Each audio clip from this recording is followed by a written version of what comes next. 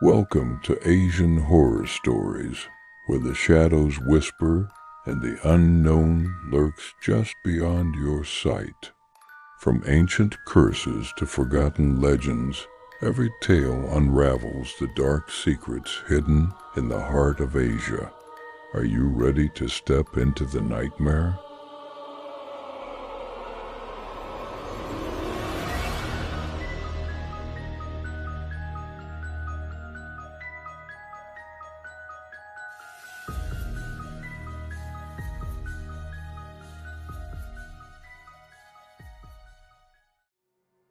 The story we are going to tell today is The Non-Existent Classmate.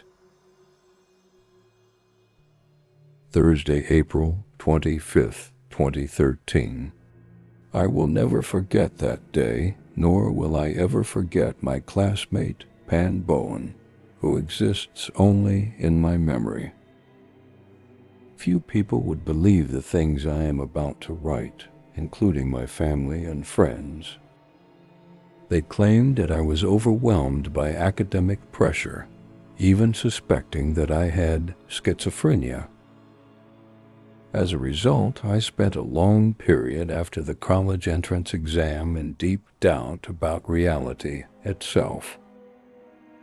I am from Tanggu, Tianjin, and I grew up along the high river. Now, my life is dull and uneventful. Today is August 18th, Pan Bowen's birthday, according to my memory, so I am writing this to pour out my thoughts. My high school was a well-known institution in Tanggu, famous for its holistic education.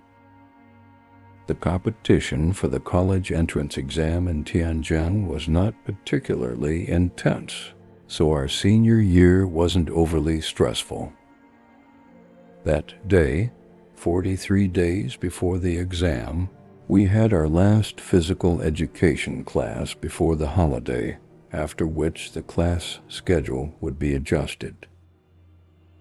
We could choose different sports, such as basketball, yoga, or martial arts, which meant we often encountered students from other classes during pay lessons.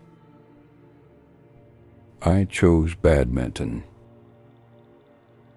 That day, the teacher had us record a motivational video for the college entrance exam before dismissing us for free activities.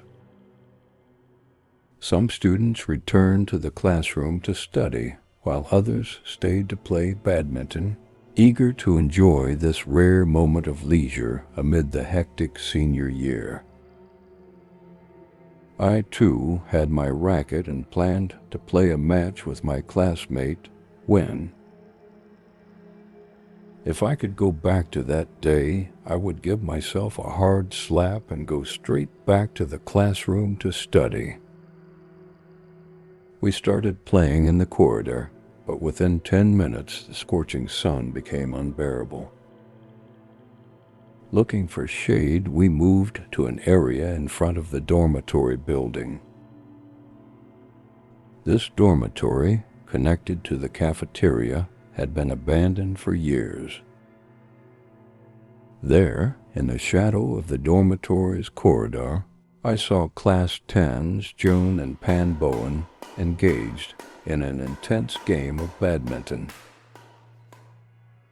Pan Bowen was my junior high school classmate. He was in Class 3, and we were both English class representatives.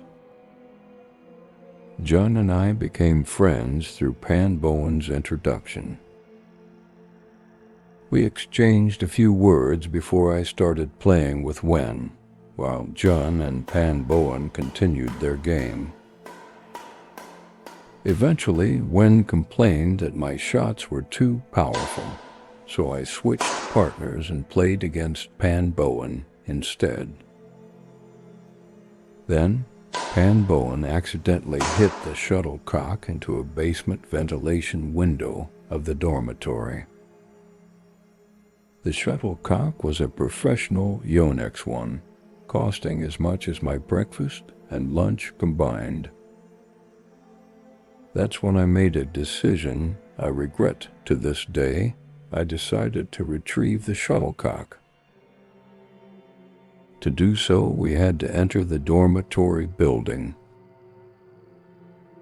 Initially, we didn't expect much, but oddly enough, that day the door was unlocked. It was usually sealed with a padlock. A simple push and the door swung open, releasing a gust of stale, moldy air. Pan Bowen volunteered to fetch the shuttlecock, and I agreed to go with him. Jun joined us, while Wen stayed behind to watch our rackets. Upon entering, we faced a wall with dormitory regulations dated 2003. To the left were old dormitory rooms, their wooden doors ajar. The hallway ended in a washroom, filled with an ammonia-like smell. The staircase was tucked away in a dimly lit corner. Despite the gloom, the stairwell wasn't completely dark. Midday sunlight streamed in. However, the stairs leading down were cluttered with overturned desks and chairs, creating an eerie sight.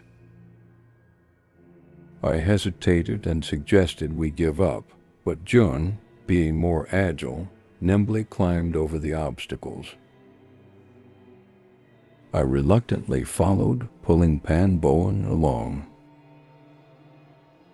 Carefully navigating the debris, we descended the bare concrete stairs, which lacked railings. The clutter made progress slow, and it took us about 15 minutes to reach the halfway point. At the mid-landing, I barely remember the details, but I do recall that the basement extended even deeper, though the lower levels were sealed off with multiple padlocks. The open area before us resembled a lobby with a small open door leading to a hallway. Light shone from the far end. We decided to move forward when Pan Bowen suddenly realized he had dropped his keys on the stairs and went back to retrieve them. Jun and I pressed on. Jun was nervous, so I reassured him by showing that my phone still had a signal.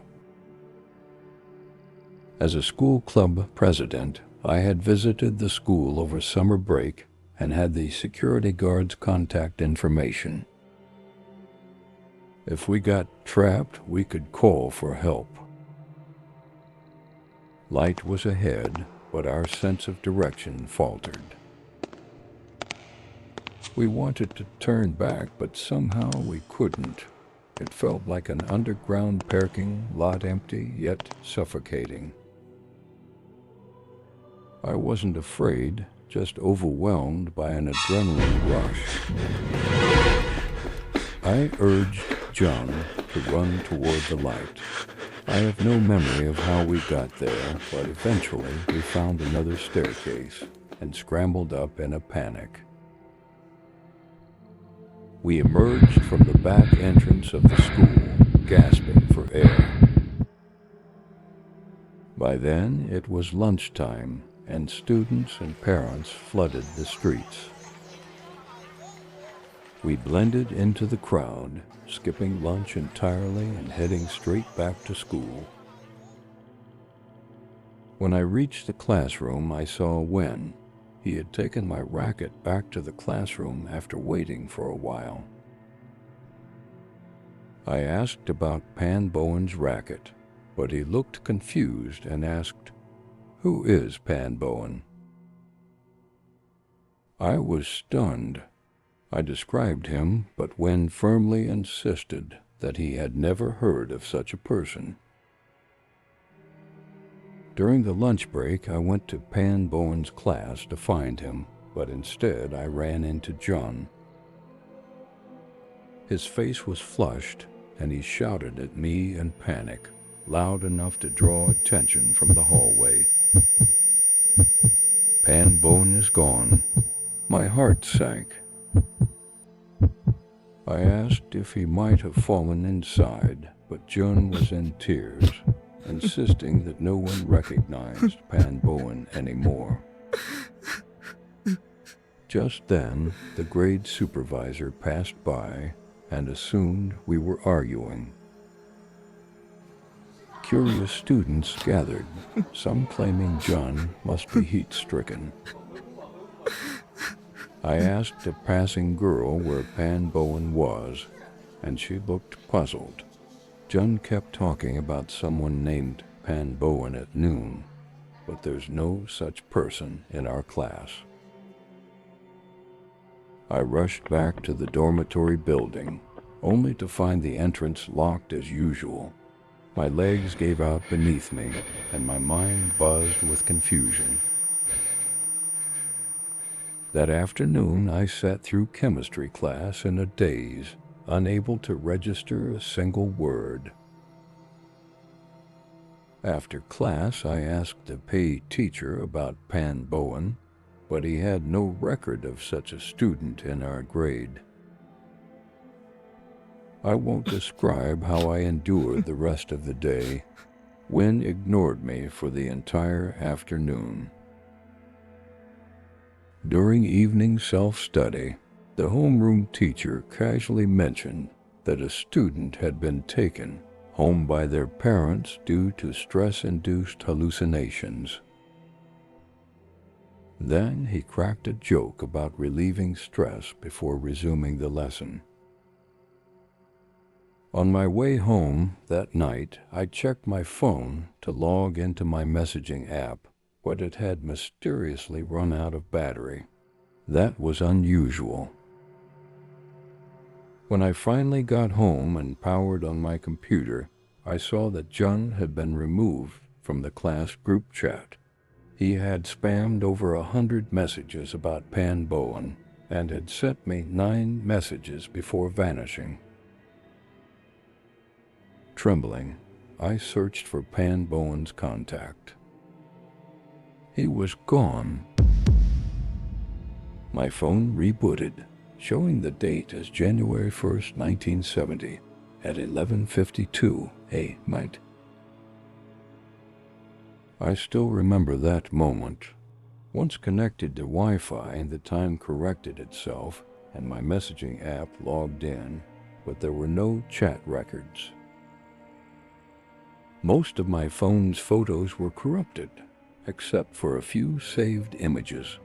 The camera, alarm, and compass never worked again.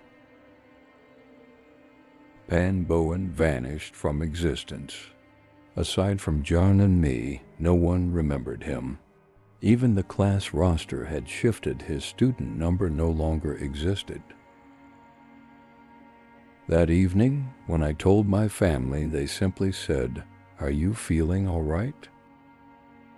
I remember everything: his elementary school, his birthday, his favorite singer, his favorite soccer team. But I have no proof that he ever existed. This is the story we tell today: The Non-Existent Classmate.